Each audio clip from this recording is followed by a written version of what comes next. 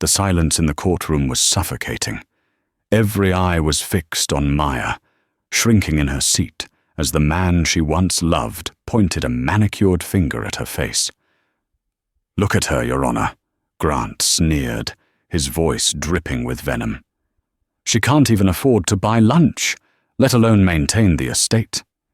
She is destitute, worthless." The gallery snickered. Maya looked down at her frayed shoes, holding back tears, believing her life was over. But she didn't see the man in the charcoal suit quietly entering the back of the room, carrying a briefcase stamped with the seal of the World Bank. Grant thought he had won. He had no idea that in exactly 30 seconds, the poor woman he was mocking would become the single most powerful person in that room. The air inside the Manhattan Civil Courthouse smelled of stale coffee, floor wax, and misery. For Maya Bennett, it smelled like defeat. She sat alone at the defendant's table, her hands clasped tightly in her lap to stop them from shaking. She was wearing her best outfit, a navy blue blazer she had found at a thrift store 3 years ago, and a white blouse that she had meticulously ironed that morning. But sitting across from Grant Lancaster, she felt like a child playing dress-up. Grant looked like a shark that had just learned to walk. He wore a bespoke Italian suit that likely cost more than Maya had earned in the last 5 years combined. His hair was slicked back, his watch caught the fluorescent court lights, and his smile was sharp enough to cut glass. Beside him sat his lawyer, Preston Thorne, a man known in New York legal circles as the Butcher for his ability to carve up opponents who couldn't afford high-end representation. Maya had no lawyer. She had a public defender named Sarah Jenkins, who was currently shuffling through a stack of disorganized papers and looking like she hadn't slept since Tuesday. "All rise," the bailiff bellowed. Judge Harrison entered. He was an older man with a face like crumpled parchment and eyes that had seen too many petty disputes. He sat down, adjusted his glasses, and looked at the docket. Case number 409B, Lancaster versus Bennett. Dispute regarding the ownership of the property at 44 Oak Creek Lane. Maya's heart hammered against her ribs. Oak Creek wasn't a mansion. It was a dilapidated farmhouse on 10 acres of overgrown land in upstate New York. It was the only thing Maya's late mother had left her. But Grant, her ex-fiancé, had found a loophole. Because he had paid for the roof repairs 2 years ago while they were dating, and because Maya's name had been temporarily taken off the deed during a refinancing error, Grant was claiming full ownership. He didn't want the house. He wanted to hurt her. He wanted to erase her. "Mr. Thorne, you may proceed," Judge Harrison said, waving a hand. Preston Thorne stood up, buttoning his jacket. He didn't look at the judge. He looked directly at the gallery, playing to the audience. "Your Honor, this case is simple. It is a matter of solvency and capability. My client, Mr. Lancaster, is a successful venture capitalist. He has poured thousands of dollars into the property in question. Miss Bennett, on the other hand..." Thorne turned slowly to look at Maya. His eyes raked over her cheap blazer. "Miss Bennett is currently unemployed. She works, sporadically, as a freelance transcriptionist. She has less than $400 in her checking account. She cannot maintain the property. Leaving the deed with her would effectively condemn the structure to rot. It is in the best interest of the assets that full title be transferred to Mr. Lancaster immediately." "Objection," Sarah whispered, half raising a hand. "Relevance?" "Overruled," Judge Harrison sighed. "Financial capability is relevant to the maintenance of the disputed asset. Continue." Grant leaned forward, whispering something to his lawyer, a smirk playing on his lips. Thorne nodded and pulled out a piece of paper. "Actually, Your Honor, I'd like to call Mr. Lancaster to the stand to testify regarding the defendant's financial character. Maya closed her eyes. This was it. The public execution. Grant walked to the stand with the confidence of a man who owned the building. He swore in, sat down, and looked directly at Maya. His eyes were cold, devoid of the warmth she thought she had seen in them when they first met 2 years ago. "Mr. Lancaster," Thorne asked, "why are you seeking full ownership?" "Because Maya is a leech," Grant said smoothly. Gasps rippled through the small courtroom. "Watch your language, Mr. Lancaster," the judge warned. "Apologies, Your Honor, I mean to say. She is financially incompetent. When we were together, I paid for everything. The food, the utilities, her clothes. She brings nothing to the table. She comes from a family of nobodies. Her father was a drifter who abandoned her, and her mother was a waitress. Poverty is in her DNA. If you give her that house, she'll sell it for scraps within a week, just to buy, I don't know, discounted shoes." Laughter. Actual laughter from the back of the room where Grant's friends were sitting. Maya felt tears pricking her eyes. It was true that she was struggling. It was true her father had left when she was a baby. But she worked hard. She had spent every weekend fixing that farmhouse with her own hands, sanding the floors until her fingers bled. "I tried to help her," Grant continued, feigning sadness. "I offered to buy her out for $5,000, a generous offer. But she refused out of spite. She's not just poor, Your Honor. She's delusional. She thinks she belongs in a world she can't afford." Grant leaned into the microphone, his voice dropping to a theatrical whisper that echoed in the silent room. "Look at her. She's shivering. She probably walked here because she can't afford the bus fare. It's pathetic, really, to drag this court through this charade when she knows, we all know, she is worth absolutely nothing." Maya stared at the table. The shame was a physical weight, crushing her chest. "He's right," a dark voice in her head whispered. "You have nothing. You are nothing." "I have heard enough," Judge Harrison said, looking at his watch. "Ms. Jenkins, do you have a defense?" Maya's lawyer stood up, looking defeated. "Your Honor, my client has an emotional attachment to the home." "Emotional attachment doesn't pay property taxes," the judge snapped. "Unless there is evidence of significant financial change or a valid deed correction, I am inclined to rule in favor of the plaintiff to preserve the asset." Grant grinned. It was a predator's grin. He had won. He mouthed the word goodbye to Maya. "I am ready to issue my ruling," Judge Harrison said, raising his gavel. Maya squeezed her eyes shut, waiting for the sound that would end her life as she knew it. Bang! But it wasn't the gavel. It was the sound of the heavy double doors at the back of the courtroom swinging open with such force that they hit the wood paneling with a thunderous crack. Every head in the courtroom swiveled to the rear. Standing in the doorway was a man who looked like he had just stepped out of a magazine cover for global power brokers. He was tall, with silver fox hair and a jawline that suggested zero tolerance for nonsense. He wore a charcoal three-piece suit that made Grant's Italian tailoring look like a costume. Behind him stood 2 men in dark sunglasses, holding metal briefcases handcuffed to their wrists. "Order!" Judge Harrison shouted, banging his gavel for real this time. "Who is this? You cannot just barge into my courtroom." The man didn't flinch. He walked down the center aisle, his dress shoes clicking rhythmically on the linoleum floor. The sound was hypnotic. He ignored the bailiff who stepped forward to intercept him, simply holding up a single hand that made the officer pause. "My apologies, Your Honor," the man said. His voice was a rich baritone, calm and commanding.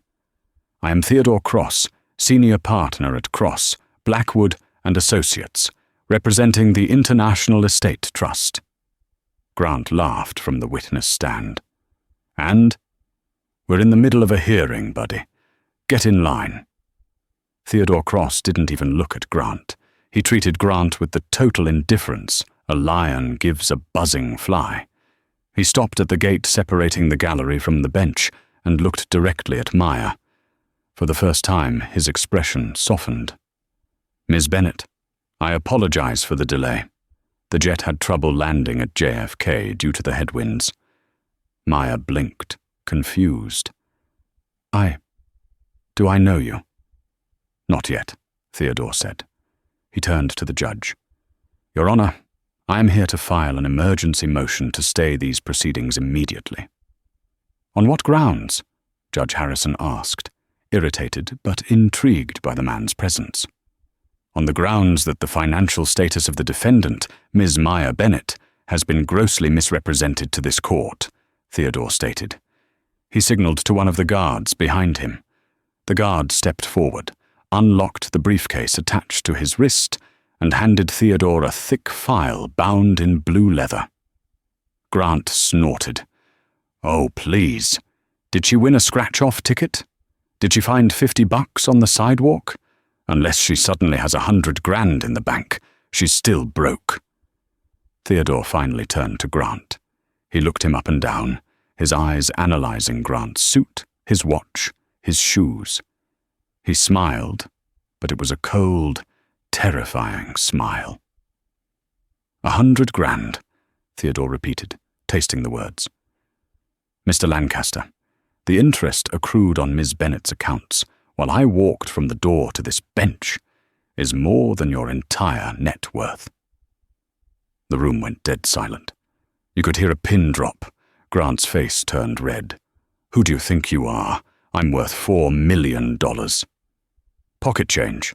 Theodore dismissed him, turning back to the judge. Your Honor, I have here a certified death certificate and a last will and testament executed 48 hours ago in Zurich, Switzerland. Maya's breath hitched. Zurich? Who died? Theodore looked at her with profound sympathy. Your father. Maya. Richard Bennett. Maya shook her head. No, that's impossible. My dad. Richie. He's a mechanic in Ohio. I haven't seen him in 20 years. But he doesn't have lawyers in Zurich. That is what he wanted you to believe, Theodore said gently. The man you knew as a distant, absent mechanic was, in reality, Richard Ritchie Bennett, the silent founder of RB Global Logistics and the primary shareholder of the Azure lithium mines in South America. He was a man who valued privacy above all else. Theodore handed the blue folder to the judge. Your Honor, this document certifies that, upon his passing 2 days ago, his sole beneficiary, Ms. Maya Bennett, has inherited the entirety of his estate. Judge Harrison put on his reading glasses. He opened the file. His eyes widened. He blinked, cleaned his glasses, and looked again.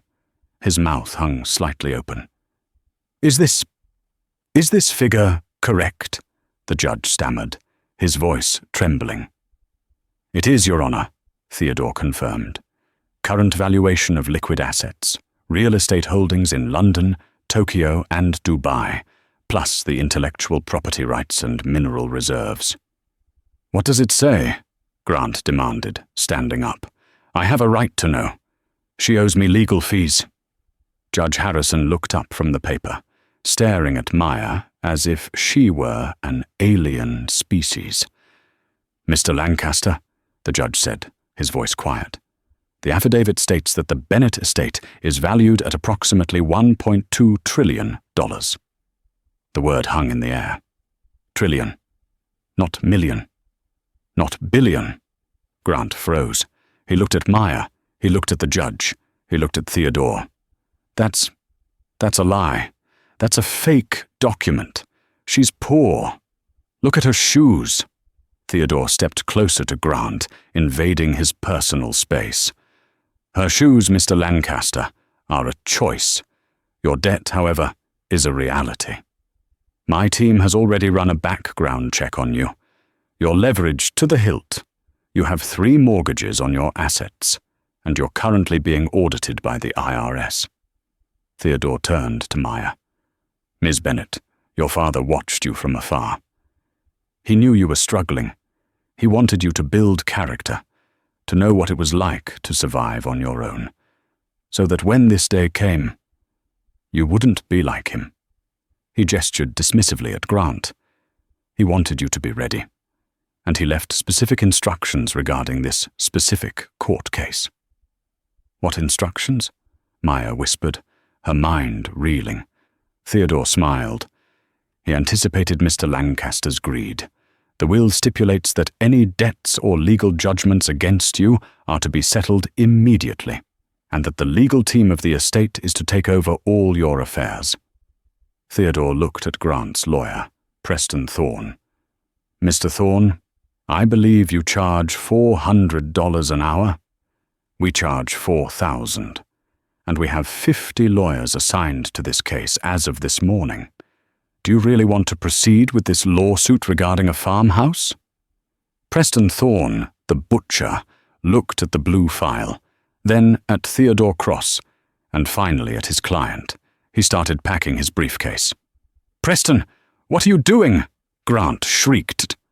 I'm resigning, Grant, Preston muttered. I'm not fighting a $1 trillion estate. I like my career. You can't leave me. Grant grabbed his lawyer's arm. Preston shook him off and speed-walked out of the courtroom. Now it was just Grant. Standing alone. The arrogance was draining out of him like water from a cracked bucket. He looked at Maya. Maya stood up. Her legs felt steady now. The shaking had stopped. She looked at the man who had mocked her poverty seconds ago. Maya, Grant stammered, a nervous, sick smile plastering onto his face. Babe, look, this court thing, it was just a misunderstanding. I was just trying to motivate you. You know how much I love you, right? We can fix this. We can fix us. Maya looked at Theodore. Mr. Cross? Yes, Miss Bennett? Is it true? Do I really have the resources to do whatever I want? Within the bounds of the law, absolutely. Maya turned her gaze back to Grant. Grant, you said I couldn't afford a sandwich. I was joking. It was just legal talk. Grant was sweating now. Mr. Cross, Maya said, her voice turning icy. I'd like to countersue. Excellent choice, Theodore said, pulling a pen from his pocket. For what? Emotional distress, Maya said. Defamation, and fraud regarding the house repairs. We can certainly do that, Theodore noted. And since we have the resources, I suggest we also look into Mr. Lancaster's business partners. I believe there is a woman named Tiffany involved. Grant's face went white. How do you know about Tiffany? Theodore tapped his temple. We know everything, Mr. Lancaster. And as of today, the bank that holds your mortgage, Ms. Bennett just bought a controlling stake in it. The courtroom was silent, but the energy had shifted entirely. The predator was now the prey. The courtroom doors swung shut, sealing Grant Lancaster and his terrified expression inside the tomb of his own making. For Maya, the hallway of the courthouse felt different than it had an hour ago. Before, it was a gauntlet of shame. Now, it was a runway. Theodore Cross walked beside her, matching his stride to her slower, hesitant pace. The 2 security guards, whom Theodore had introduced as specialists named Hugo and Liam, flanked them, their eyes scanning the corridor for threats. Mr. Cross, Maya whispered, clutching her worn leather purse as if it were a lifeline. I don't understand. If my father had all this money, why? Why did he let me struggle? I ate instant noodles for 3 years. I couldn't afford heat last winter. Theodore stopped near the exit. He turned to her, his expression grave. Richard knew you would ask that, and he left an explanation. But you must understand, Maya, His wealth wasn't just money. It was power. And power attracts wolves. If he had raised you in the spotlight, you would have been a target from the day you were born. He wanted you to be invisible until you were strong enough to survive the reveal. He gestured to the glass doors leading to the street. And the reveal is now. Maya pushed through the doors and gasped. Usually, the curb outside the courthouse was occupied by a few taxis and a hot dog stand. Today, it looked like a presidential motorcade. 3 black armored SUVs were idling, their engines purring with a low, menacing rumble. In the center sat a Rolls-Royce Phantom, jet black with tinted windows, so dark they looked like voids. A chauffeur in a pristine uniform held the back door open. "For me?" Maya asked. "For you," Theodore confirmed. "We have a suite waiting for you at the Pierre Hotel. Your belongings from your apartment are already being packed and moved by a white glove service. You will never set foot in that basement studio again." As Maya stepped toward the car, the courthouse doors burst open behind them. Grant Lancaster came stumbling out, breathless, his tie crooked. He looked frantic, like a man watching a winning lottery ticket blow away in the wind. "Maya, wait!" Grant screamed, running down the steps. "You can't just leave. We need to talk." Hugo, the larger of the 2 guards, didn't even look at Grant. He simply stepped in his path, creating a wall of muscle. Grant slammed into him and bounced off, nearly falling onto the concrete. "Don't touch her," Hugo rumbled. "She's my fiancée," Grant lied, desperation making him bold. "Maya, tell them about us. I was the only one who was there for you." Maya paused with 1 foot inside the Rolls-Royce. She looked back at Grant. The afternoon sun hit his face, highlighting the sweat on his forehead and the fear in his eyes. For 2 years, she had thought he was the prize. She had thought she was lucky that a successful venture capitalist wanted a poor girl like her. Now, she saw him for what he was, a small, frightened man who measured his worth by the label on his suit. She stepped out of the car and walked back toward him. Theodore watched closely but didn't intervene. Grant's face lit up with hope. "Babe, I knew it. Look, that lawyer is crazy. Trillions? It's a scam. But if it's real, we can do so much good. We can invest. I can manage the portfolio for you. You know I'm good with numbers." Maya reached into her purse and pulled out her phone. She tapped the screen a few times and held it up to Grant's face. "Do you know what this is, Grant?" Grant squinted at the screen. It was a photo of a text message thread. I don't. Mr. Cross's team gave me access to a cloud server 10 minutes ago, Maya said, her voice surprisingly steady. They have been monitoring your communications for a week as part of their due diligence. She read the text aloud. "Just one more court date, Tiff. Once I get the deed to the farmhouse, I'll kick the poor charity case to the curb and we can flip the land for $300K. She's so dumb she thinks I actually care about the roof repairs." Grant's face drained of color. He opened his mouth, but no sound came out. "Tiffany," Maya said, the name tasting like ash. "My best friend from college. That's who you've been with." "Maya, please, it was just talk." "No," Maya said, stepping back. "It was business, and business is closed." She turned around and got into the car. The heavy door thudded shut, silencing Grant's screams. As the convoy pulled away, merging into the chaotic New York traffic, Maya sank into the plush leather seats. She saw a crystal decanter of water and a small box of macaroons on the console. She took a macaroon, her hand trembling. She took a bite. It was sweet, but she couldn't taste it. Theodore, sitting opposite her, opened his briefcase. "I took the liberty of freezing Mr. Lancaster's assets while we were on the sidewalk. It seems he used the farmhouse, your farmhouse, as collateral for a high-risk loan he took out last week. Since the deed is legally yours, the collateral is void. The loan has been called in immediately."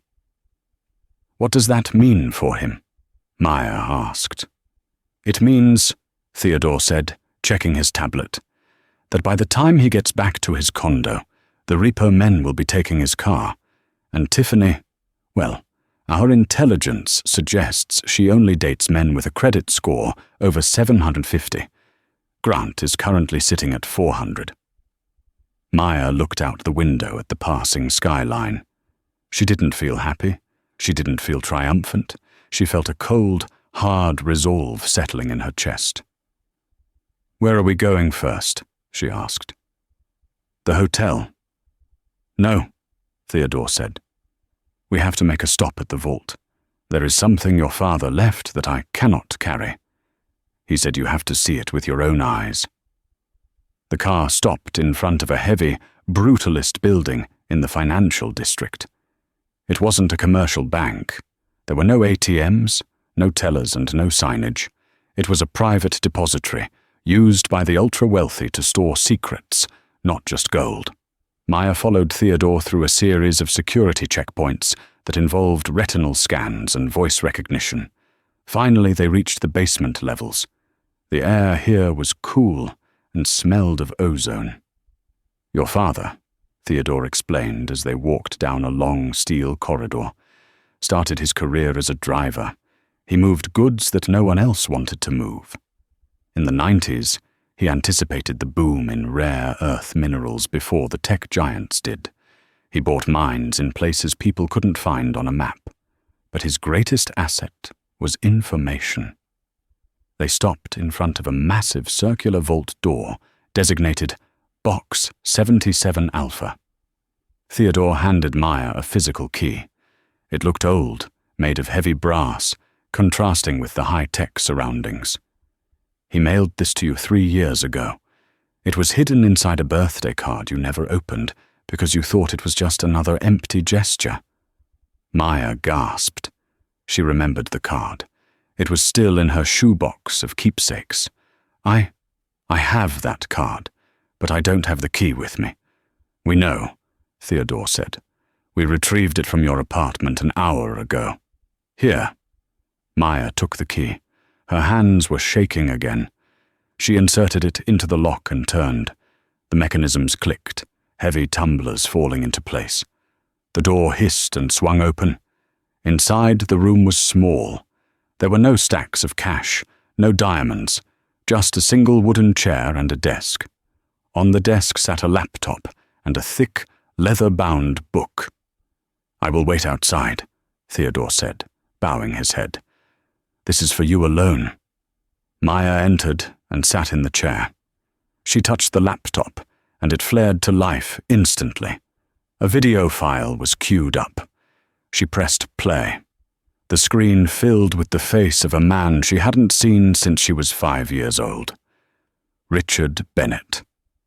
He looked older, tired, with deep lines etched around his eyes, but the eyes were the same shade of hazel as hers. He was sitting in a room that looked like a bunker. "Hello, Maya," the man on the screen said. His voice was raspy. "If you are watching this, the cancer finally got me.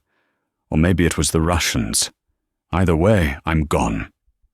Maya put a hand over her mouth, a sob escaping. "I know you hate me," Richard continued. "You should. I left you with nothing. I let you struggle. I watched you work double shifts at that diner. I watched that loser Grant treat you like dirt. Every day, I wanted to intervene. I wanted to send a helicopter and whisk you away. But I couldn't." He leaned into the camera. "The money I made, it came with enemies, Maya. The syndicate. A group of investors who think they own the world. They wanted my mines. They wanted my shipping routes. If they knew I had a daughter, they would have used you to get to me. I had to make you look irrelevant. I had to make you look poor. It was the only way to keep you off their radar." Richard coughed, a wet, painful sound. But now the game has changed. I've set up a trust that is unbreakable. The money is yours, but the danger is still there. The man you need to watch out for is Raymond Gantry. He sits on the board of my company. He thinks he's inheriting the empire. When he finds out I left it all to a waitress, he's going to come for you. He won't use guns. He's too smart for that. He'll use laws, media, and scandal. He will try to break you. Richard picked up the leather book from the desk in the video, the same book that was now sitting in front of Maya. This book contains the dirt. Every bribe Gantry ever took. Every illegal deal the syndicate made. It is your shield and your sword. Do not trust anyone except Theodore Cross. He owes me his life.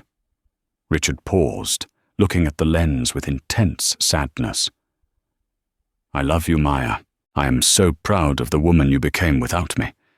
You are tough. You are kind. And you are a Bennett.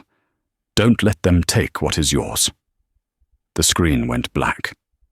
Maya sat in silence for a long time. She wasn't just a rich heiress anymore. She was a successor to a war she didn't know existed. She reached out and opened the leather book. The first page was a profile of Raymond Gantry. A photo showed a man with a pristine smile and cold reptilian eyes. The notes in her father's handwriting were scathing. Narcissist. Gambler. Compromised by the energetic sector in 2018. Maya closed the book. Her sadness was evaporating, replaced by a cold fire. She had spent her life being bullied by landlords, by bosses, by Grant. She was done being the victim. She stood up, tucked the book under her arm, and walked out of the vault. Theodore was waiting. Did you see it? I saw it, Maya said. Her voice was different now, stronger. Who is Raymond Gantry? Theodore's expression tightened. He is the current acting CEO of RB Global. He is hosting a charity gala tonight at the Metropolitan Museum of Art. He plans to announce his permanent takeover of the company. Maya checked her reflection in the polished steel of the vault door. Her blazer was frayed. Her hair was messy. She looked like the poor girl Grant had mocked. Tonight? Maya asked. Yes, in 4 hours. Get me a stylist, Maya commanded, surprising herself with the authority in her tone. And get me an invitation. I'm going to that gala. Theodore smiled, a genuine, sharp smile. The invitation is already in the car, and as for the stylist, I took the liberty of booking the entire floor of Saks Fifth Avenue. They are closed to the public until you arrive. The transformation took 3 hours. A team of 5 people worked on Maya. Her hair, previously tied back in a messy bun, was blown out into cascading waves of rich mahogany. Her skin was prepped and polished until it glowed, but the dress was the weapon. It was a custom-made emerald green gown, structured with sharp shoulders that signaled power, plunging into a backless cut that signaled confidence. It cost $40,000, more than Maya used to make in a year. Around her neck, Theodore placed a diamond choker. This isn't just jewelry, Theodore whispered as he clasped it. It belonged to your grandmother. The press will recognize it. It's the Bennett signet. Maya looked in the mirror. The girl from the courtroom was gone. Staring back at her was a woman who looked like she could buy the courtroom and turn it into a closet. Let's go, she said. The Metropolitan Museum of Art was bathed in floodlights. The red carpet was swarming with photographers and reporters. This was the event of the season. Every titan of industry in New York was there. Raymond Gantry stood at the top of the stairs, shaking hands. He was a handsome man in his 50s, exuding the easy charm of someone who had never heard the word no. Beside him was his wife, a woman who looked like she was made of porcelain and Xanadu. A limousine pulled up. Then another. Then the black Rolls-Royce. The crowd quieted down. They didn't recognize the car. It wasn't one of the usual fleet cars. It carried the diplomatic flags of the International Estate Trust. Theodore Cross stepped out first. A murmur went through the crowd. Theodore was a legend, a ghost who only appeared when empires were changing hands. He extended a hand into the back seat. Maya stepped out. The flashbulbs went off like a supernova. For a second, Maya was blinded, but she remembered her father's words. "You are a Bennett." She lifted her chin, finding her balance on the stilettos, and walked up the red carpet. "Who is that? Is that a model? Look at the necklace."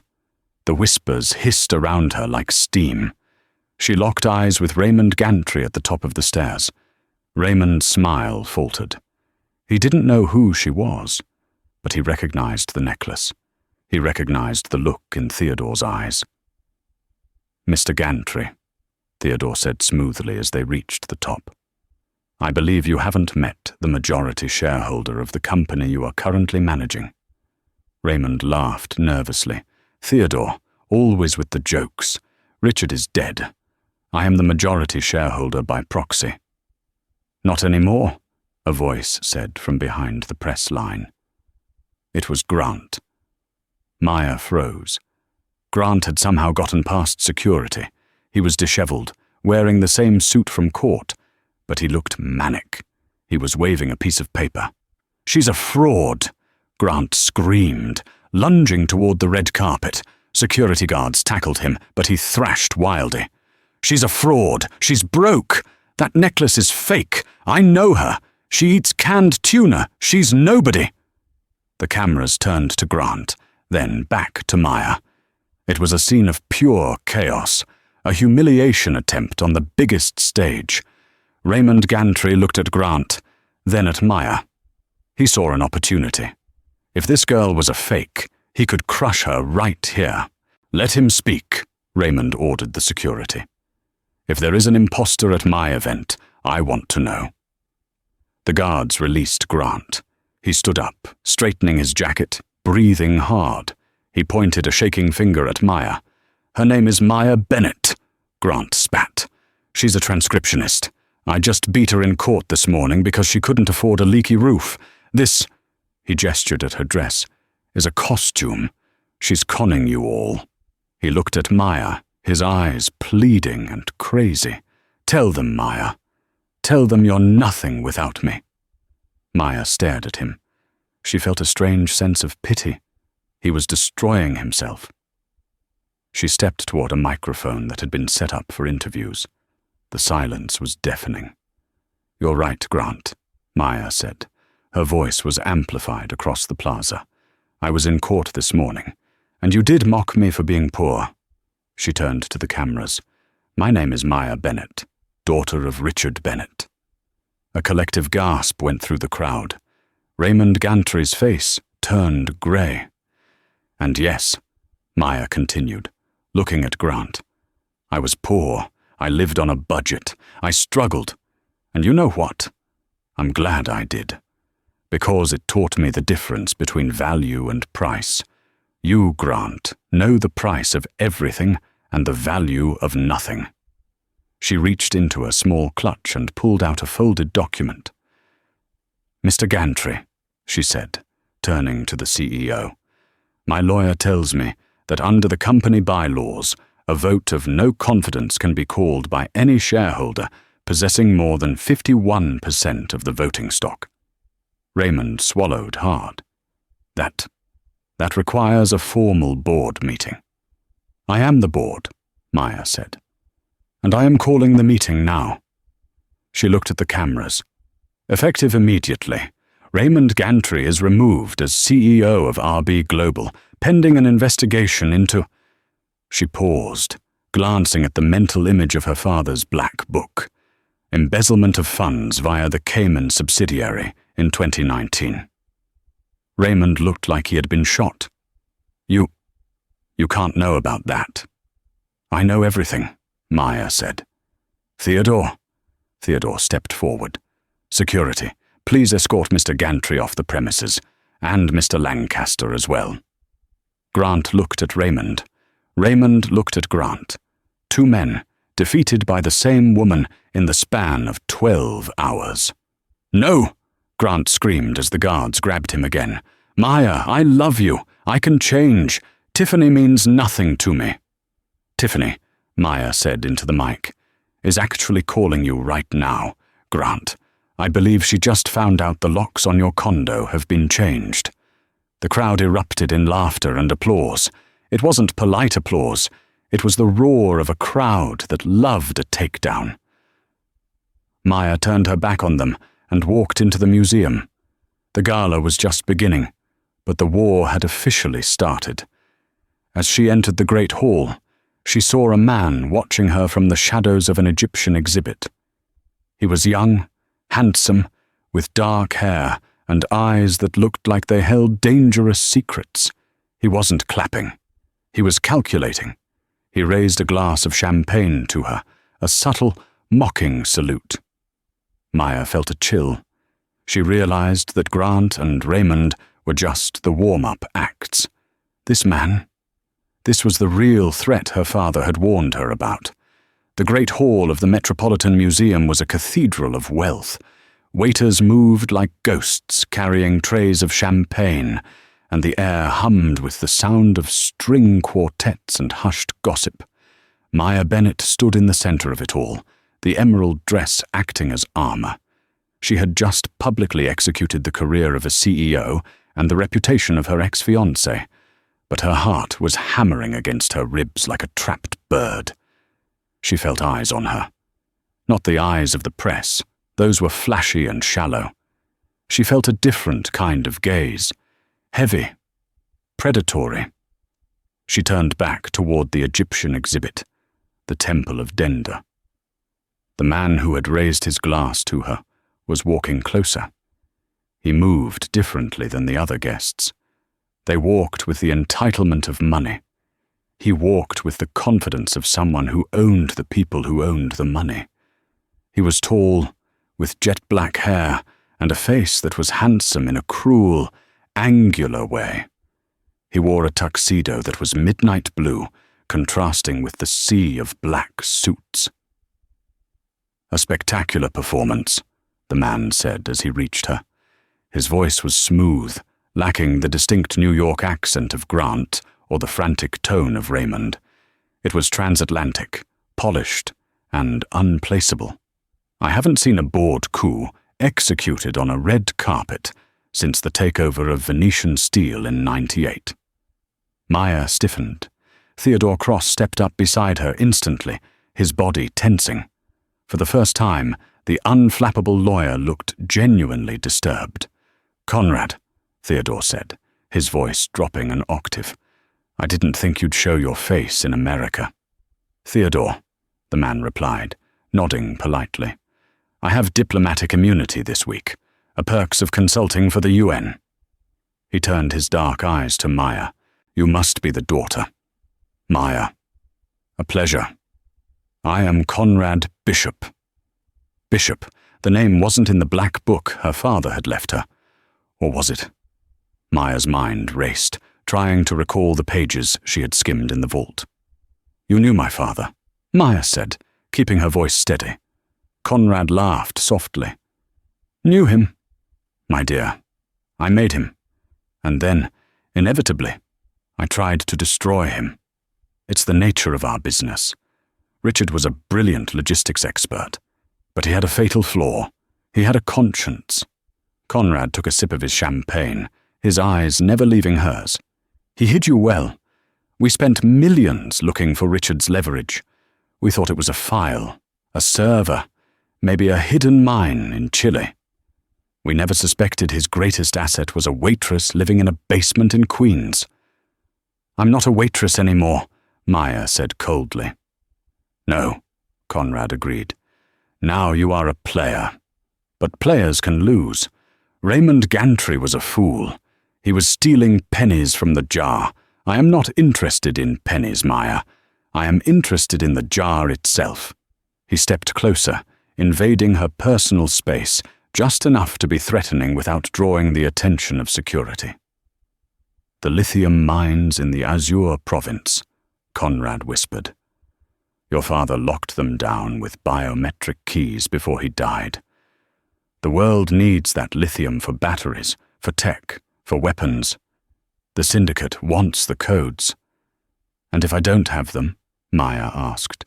"You do. You just don't know it yet. Or perhaps." He glanced at the diamond choker around her neck, the Bennett signet. "Perhaps you are wearing them." Maya's hand instinctively went to her throat. Conrad smiled. "Smart girl. Listen to me, Maya. The courtroom victory today was child's play. Grant Lancaster is an insect. I am the exterminator.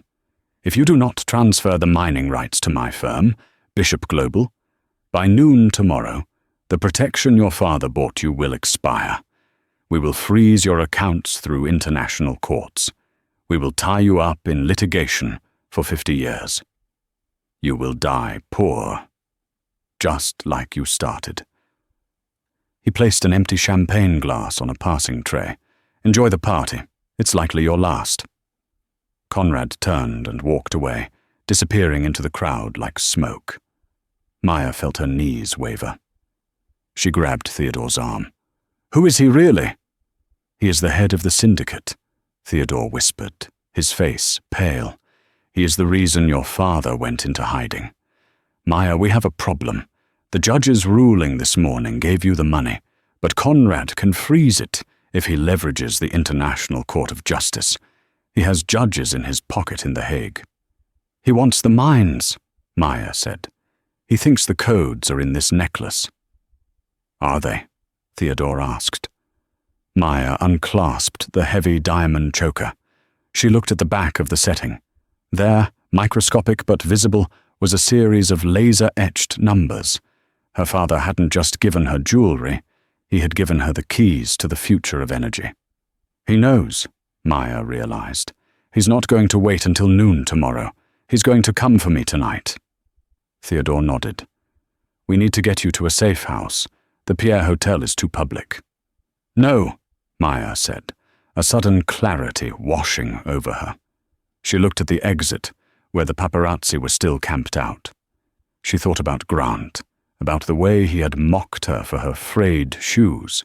She thought about her father, dying alone to protect her. She was done running. She was done hiding in basements or safe houses. "I'm not going to a safe house," Maya declared. "I'm going home." "Home?" Theodore asked, confused. "Your apartment is cleared out." "Not that home," Maya said, her eyes hardening. "The farmhouse, 44 Oak Creek Lane, the place Grant said was worthless. That property is indefensible," Hugo, the security specialist, interjected. "It's in the middle of the woods. It's a tactical nightmare." "Exactly," Maya said. "It's isolated. It's the last place they'll expect me to make a stand. And it's the only place I know every inch of. Conrad thinks I'm a princess in a dress. He's about to find out I'm a mechanic's daughter who knows how to use a wrench." She turned to Theodore. "Give me the phone. I need to make a call." "To the police?" "No," Maya said, dialing a number she had memorized from the black book. "To the press. I'm going to live stream the transfer of the mining rights." Theodore's eyes widened. "You're going to give them to him?" "No," Maya smiled, a dangerous, wolfish smile. "I'm going to give them to everyone." The moon hung high over the dilapidated farmhouse at 44 Oak Creek Lane. The tall grass swayed in the wind, and the half-finished roof repairs that Grant had used as a legal weapon cast jagged shadows on the ground. It was 2:10 a.m. Inside, Maya sat in a wooden chair in the center of the living room. She had changed out of the $40,000 gown. She was wearing her old jeans, combat boots, and a heavy flannel shirt. The diamond choker sat on the dusty table in front of her, gleaming in the light of a single lantern. Outside, the crickets went silent. "They're here," Hugo said over the radio earpiece. He was positioned in the barn loft with a thermal scope. 3 vehicles, blacked out, approaching up the dirt driveway. Let them come, Maya said calmly. She looked at the laptop set up on a stack of books. The webcam was on. The stream was live, broadcasting to a private server she had linked to major news outlets: CNN, BBC, Al Jazeera. The title of the stream was "The $1 Trillion Truth." The door to the farmhouse creaked open. Maya didn't flinch. Grant Lancaster walked in first.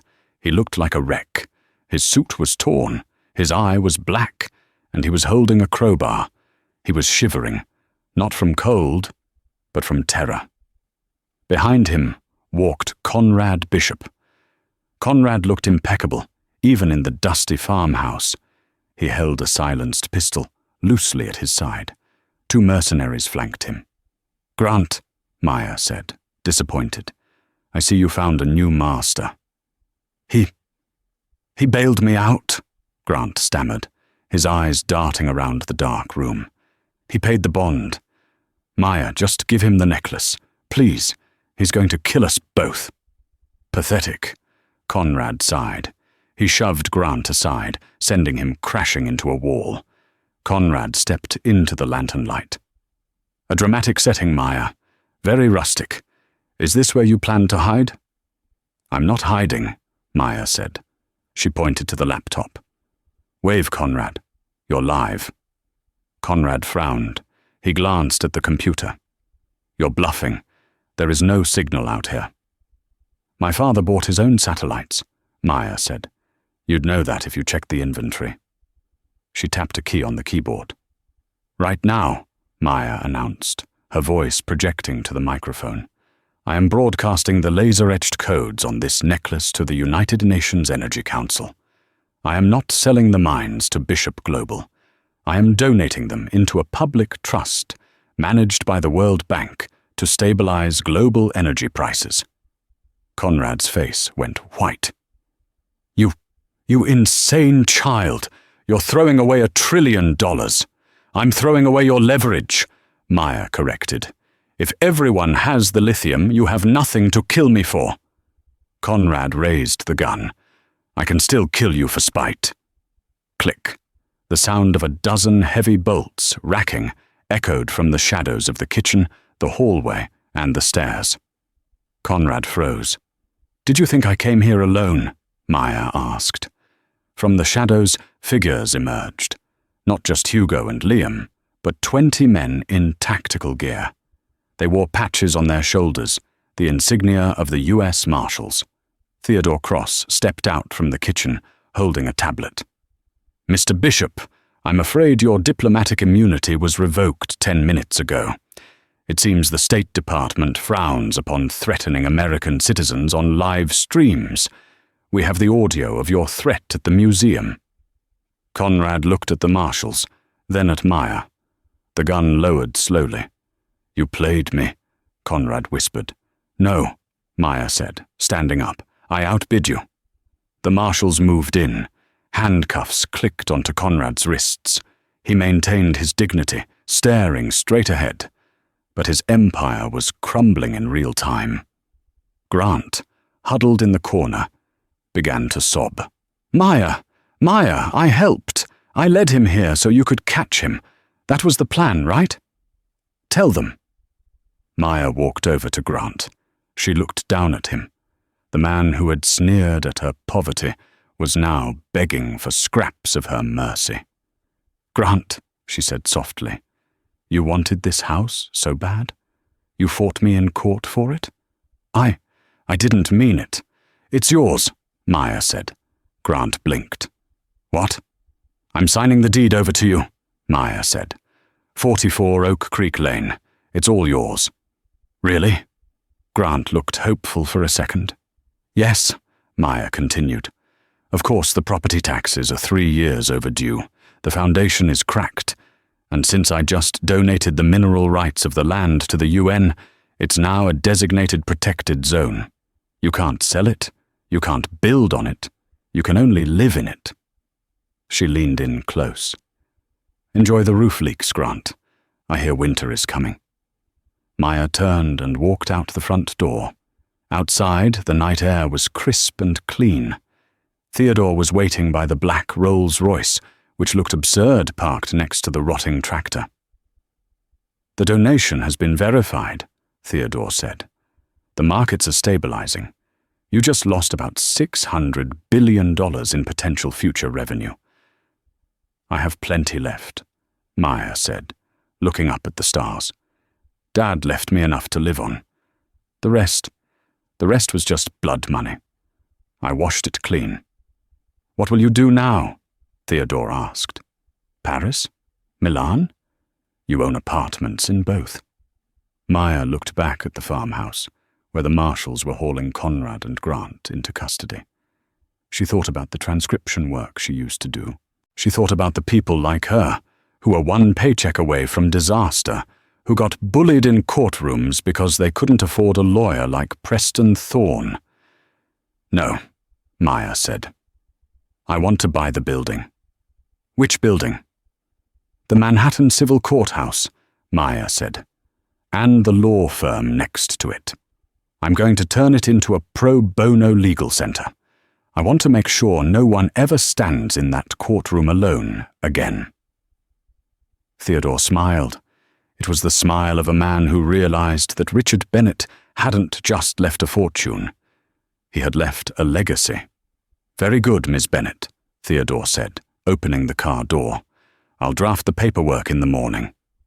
Maya got into the car. She took a macaroon from the box, bit into it, and for the first time in years, it tasted sweet. She wasn't the poor girl anymore. She wasn't the victim. She was Maya Bennett, and she had work to do. And that, my friends, is the incredible story of Maya Bennett. She went from being mocked in a courtroom for her broken shoes to controlling the fate of the global economy in less than 24 hours. It's a powerful reminder that true wealth isn't just about the balance in your bank account. It's about your character, your resilience, and how you treat people when you think no one is watching. Grant learned the hard way that when you kick someone when they're down, you better hope they don't stand back up. Maya didn't just inherit money, she inherited a backbone of steel. If you enjoyed this story of revenge, justice, and trillion-dollar twists, please smash that like button. It really helps the channel grow and lets me know you want more stories like this. What would you have done if you found out you inherited $1 trillion seconds after your ex dumped you? Would you have forgiven Grant, or would you have left him in that leaking farmhouse just like Maya did? Let me know your thoughts in the comments below. Don't forget to subscribe and hit the bell icon so you never miss a new story. I post new dramas every single day. Thanks for listening, and I'll see you in the next video.